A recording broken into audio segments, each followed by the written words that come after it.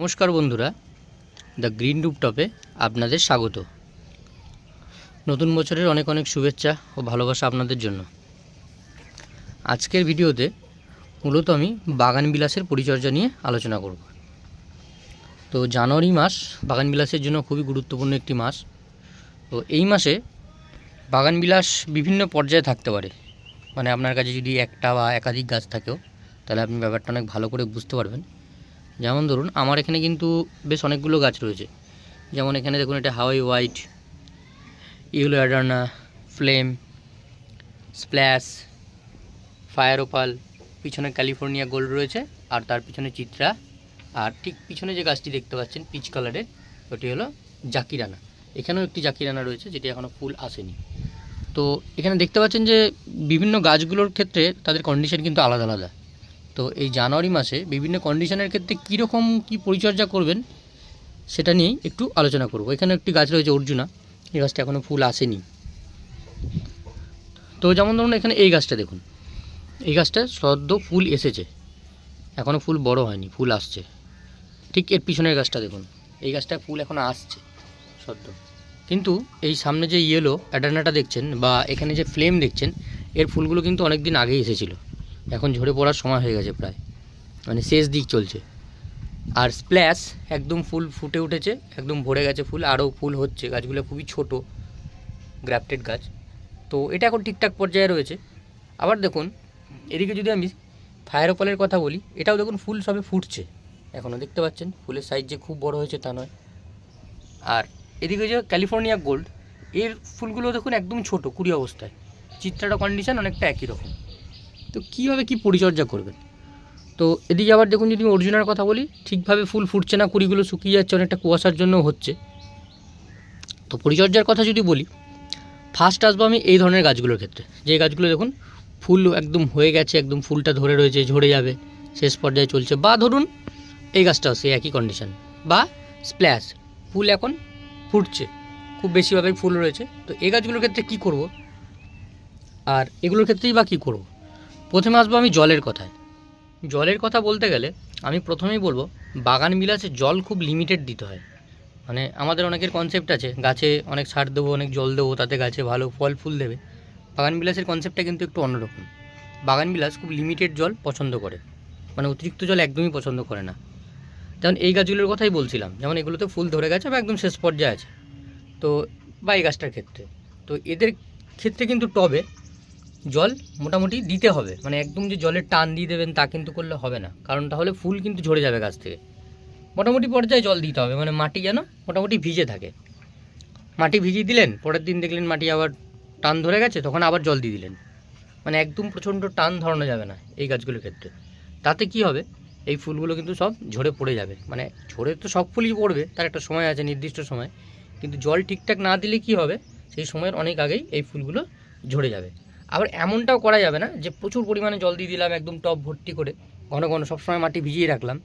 তাতে কি হবে, তাতে গাছের পাতা হলুদ হয়ে যাবে। এটা একটা কন্ডিশন। সেকেন্ড কন্ডিশন আছে এই গাছগুলোর ক্ষেত্রে।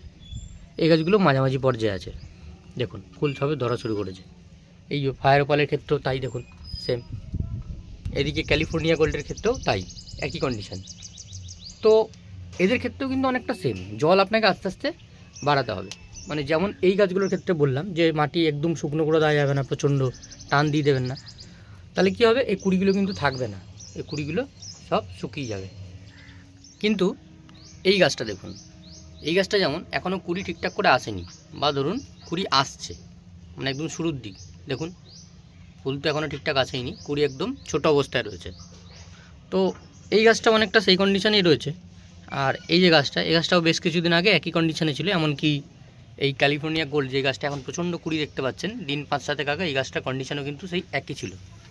তো এরকম কোনো কন্ডিশনের গাছ যেগুলো কুড়ি এখনও আসেনি বা কুড়ি আসছে আসছে মনে হচ্ছে আপনার, সেক্ষেত্রে কিন্তু জলটা অনেকটা কম দিতে হবে। মানে গাছের মধ্যে একটা টান ধরিয়ে রাখতে হবে। মোটামুটি একদিন অন্তর অন্তর জল দিতে পারেন, বা মাটিটা খুব শক্ত হয়ে গেল, একদম শুকিয়ে গেল, তারপর কিন্তু জলটা দেবেন। মানে একটু বেশি ভিজিয়ে রাখলে কিন্তু এই ধরনের গাছে কুড়ি আসতে একটু লেট হবে। তো কি বললাম, যেই গাছের ফুল ধরে গেছে বা ফুল এখন ধরে রয়েছে বা মোটামুটি কুড়ি চলে এসছে, একটু ফুল বড় হচ্ছে, সেই গাছের ক্ষেত্রে মোটামুটি জল দিতে হবে। আমি বলছি না যে খুব বেশি, কারণ বাগানবিলাস কখনোই খুব বেশি জল পছন্দ করে না। কিন্তু যেই গাছগুলো এখনও কুড়ি আসেনি বা কুড়ি আসছে, একদম ছোট অবস্থায় রয়েছে, সেই গাছের ক্ষেত্রে জল কিন্তু একদম কম দিতে হবে। মানে মাটিতে টানটা ধরিয়ে রাখতে হবে, তবেই গাছ ঠিকঠাক থাকবে, গাছে কুড়ি আসবে। নাহলে কিন্তু গাছে কুড়ি আসবে না। যেমন এই গাছগুলোকে আমি ওই একইভাবে কিন্তু তৈরি করেছিলাম। দেখুন এখন কত কুড়ি, গাছটা একটু সামনে থেকে দেখালে বুঝতে পারবেন, গাছটা কিন্তু অনেক কুড়ি আছে।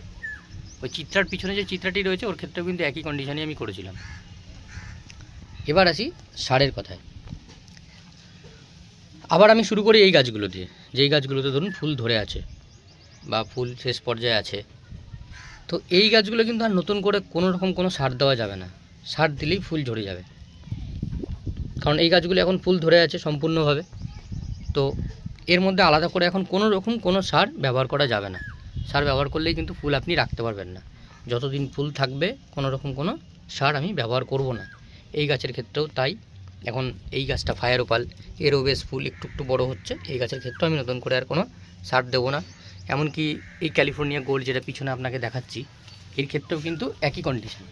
এর ক্ষেত্রেও কিন্তু কোনো সার আমি এখন আর নতুন করে দেবো না। এই যে পিছনে দেখুন জাকিরানা, এরও কিন্তু ফুল মোটামুটি বড় হচ্ছে, ছোটো থেকেই কুড়িও আছে।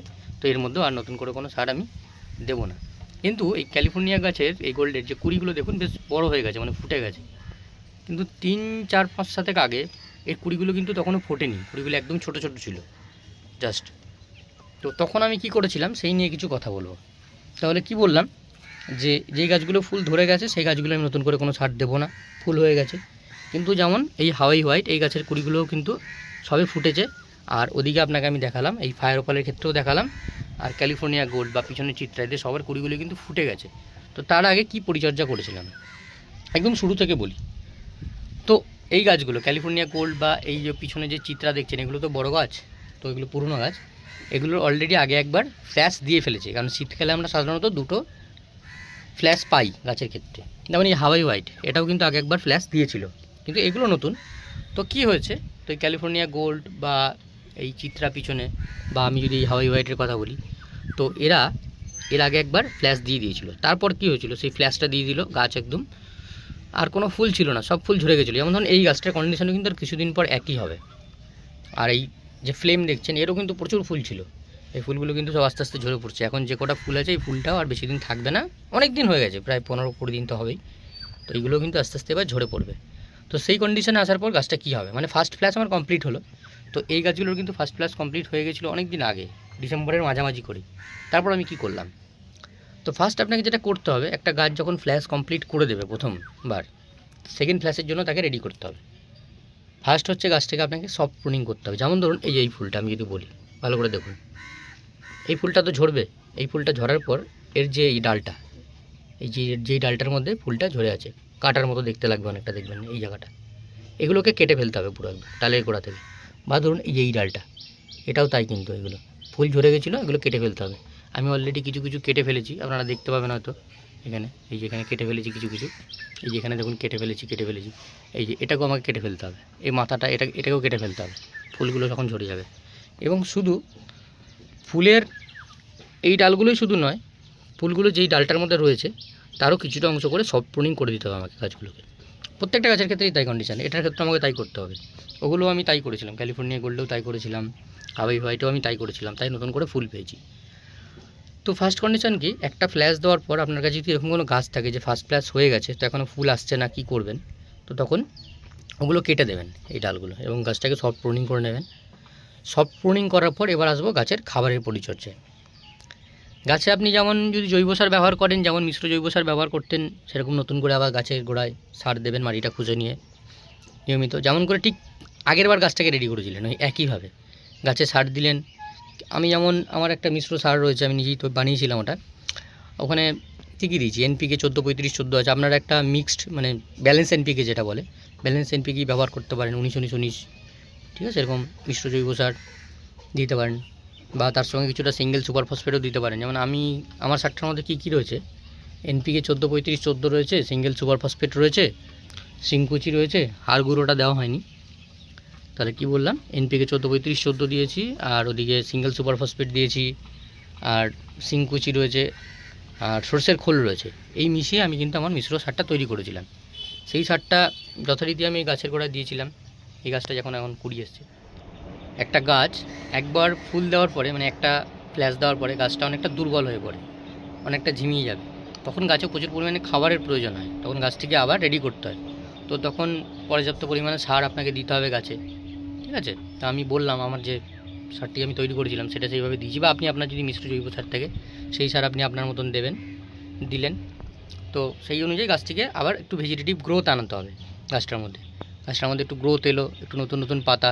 অবশ্যই তার আগে কিন্তু বারবার বলছি, প্রুনিংটা আপনাকে অবশ্যই করতে হবে। প্রুনিং না করলে কিন্তু গাছের নতুন ডাল না এলে গাছে কিন্তু আপনি ফুল পাবেন না। প্রুনিং হচ্ছে বাগানবিলাস গাছের একটা গুরুত্বপূর্ণ ব্যাপার, প্রুনিং আপনাকে করতেই হবে। তো সফট প্রুনিং করলেন, আবার খুব হার্ড প্রুনিং করবেন না, কারণ এখন জানুয়ারি মাস, এখন হার্ড প্রুনিং করলে কিন্তু আর নতুন করে ফুল পাবেন না। একদম সফট প্রুনিং করবেন। যেই ডালগুলো একদম ফুল এসেছিলো প্রচণ্ড, সেই ডালগুলো ছোটো করে কেটে দেবেন, এবং তারপর আপনি নিয়মিত সারটা দিতে থাকবেন। এবং আরেকটা জিনিস ব্যবহার করতে পারেন, একবার ওই মিশ্র সার দেওয়ার পর একটু সিঙ্গেল সুপার ফসফেট আলাদা করে আপনি দিয়ে দিতে পারবেন গাছের গোড়ায়, ঠিক আছে? তো সিঙ্গেল সুপার ফসফেট খুব দরকার, কারণ আমরা জানি নাইট্রোজেনের ক্ষেত্রে, মানে এনপিকে যেটা বলি আর কি, নাইট্রোজেন গাছের ভেজিটেটিভ গ্রোথটা আনে, ঠিক আছে? তারপরে আপনার ফসফরাস একদম শেষ দিকে পটাশ লাগে, যাই হোক। তো সেই অনুযায়ী আপনি সারটা দিলেন। সার দেওয়ার পর যখন দেখবেন কিছুদিন পর, দিন 10 পর দেখবেন যখন গাছে কুড়ি আসবে, একদম ছোটো ছোটো অবস্থায় কুড়ি আসার পর, তখন আপনি কি করবেন, আপনার গাছে আমি কি করেছিলাম, এনপিকে 0050 স্প্রে করে দিয়েছিলাম প্রত্যেকটা গাছে। এবং এই আগের সপ্তাহে আমি স্প্রে করেছিলাম এনপিকে 0050, এবং কুড়ি তো আনলাম সার দিয়ে তারপর, এবং জলের টানটা অবশ্যই রেখেছিলাম প্রচণ্ড হারে। এবং তারপর যখন এনপিকে 0050 আমি স্প্রে করলাম এই গাছগুলোর ক্ষেত্রে, বা এই যে হাওয়াই হোয়াইটে, ঠিক আছে, এতেও স্প্রে করেছিলাম, এই যে ফায়ার ওপাল, তারপর কিন্তু কুড়িগুলো খুব সুন্দরভাবে ফুটতে লাগলো এবং কুড়ির সংখ্যা অনেক বাড়তে লাগলো। তো আপনার কাছে যদি 0050 থাকে আপনি একবার স্প্রে করে দিতে পারেন, আদারওয়াইজ যেটা বললাম নর্মাল সার দিয়েও যেতে পারেন। এবার 0050 যে স্প্রে করবেন, মোটামুটি 1 চা চামচ 1 লিটার জল নিয়ে স্প্রে করলেই যথেষ্ট। সব কটা গাছে স্প্রে করে দেবেন যেগুলো একদম কুড়ি আসছে একদম ছোটো অবস্থায়। বড়ো গাছগুলো কিন্তু ভুল করেও দেবেন না, এই ফুল হওয়া অবস্থায় কিন্তু গাছে সার দেবেন না। তো যেগুলো বললাম এই গাছটা ঠিক আগের কন্ডিশন বা এই গাছটার কিছুদিন আগের কন্ডিশনে আপনি ওটা স্প্রে করতে পারেন, তাতে আপনি ভালো রেজাল্ট পাবেন। এবার দেখুন, দিলে অনেক কিছুই দেওয়া যায়, কিন্তু সবার কাছে তো সব কিছু অ্যাভেলেবেল থাকে না। যেমন মাইক্রোনিউট্রিয়েন্টস দেওয়া যায়, মানে অনুখাদ্য যেগুলোকে বলে, তো আমাদের সবার কাছে অত কিছু থাকে না সব সময়। তো আমরা সাধারণ যেটুকু থাকে সেটুকুর মধ্যে দিয়েই আমরা গাছে ফুল পাওয়ার চেষ্টা করি।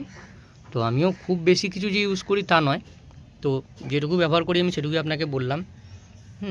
আর জল, মানে ওয়াটার ম্যানেজমেন্ট যেটা আর কি, মানে জল ঠিকঠাকভাবে আপনি যদি দিতে থাকেন একটু কম কম করে, তাহলে আর সার মোটামুটি গ্যাপ দিয়ে 10 দিন অন্তর, বা যেমন বললাম ওই অনুযায়ী একটু গ্যাপ দিয়ে ওই নর্মাল সার যদি একটু দেন ঠিকঠাক করে, একটু মিশ্র জৈব সার, বা এই যেটা বললাম মানে কুড়ি আসার জন্য একদম একটু সিঙ্গেল সুপার ফসফেট দিলেন, গাছের গোড়াতেও দিতে পারেন, জল এগুলোও দিতে পারেন।